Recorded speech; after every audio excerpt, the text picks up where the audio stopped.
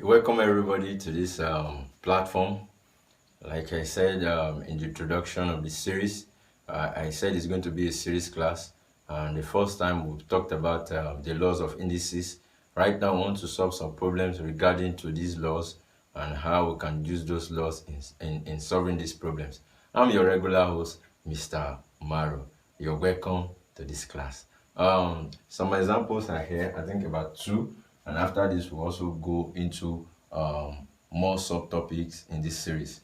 Quickly, I want to see this how we can solve this example 1, which says that 4 raised to the power of 0.5. So what's that? This is in decimal. We are going to take it to a fraction and simplify. 0.5 is actually what? 5 over what? 10.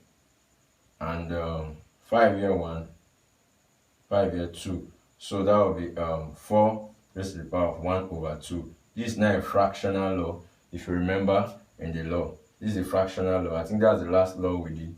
And we said when this place is the root, why this is the power. So this is actually a square root. So that will be square root of 4 raised to the power of what? 1. And what's square root of 4? 2. 2 raised to the power of 1. What's 2 raised to the power of 1? That's 2. Simple, right? Very, very simple.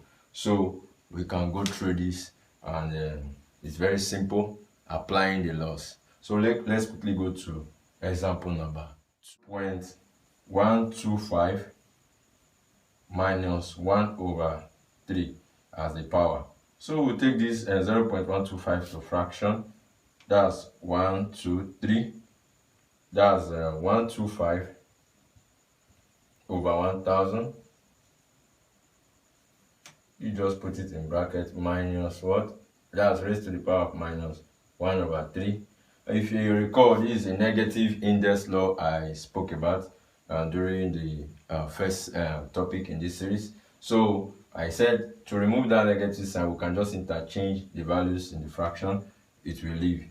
That's 1000 over 125. All raised to the power of what? 1 over what? 3. You can see that the negative value is gone. So we'll open the bracket, and that will be 1000 raised to the power of 1 over 3 over 125 raised to the power of what? 1 over 3. So what's 1000 raised to the power of 1 over 3? I told you that this is the root. This is the power, this is the root, this is the power. So that will be cube root of 1000 over what? The cube root of 125. So I think we can make use of the upwards. So what's the cube root of 1000? The cube root of 1000 is 10. Cube root of 125 is 5. 10 divided by 5, we'll be having what? 2. So your answer is actually 2. If you follow this with these steps and the laws, you'll be able to find out that solving indices using the laws is very easy. And this is where we'll come to the end of today's series.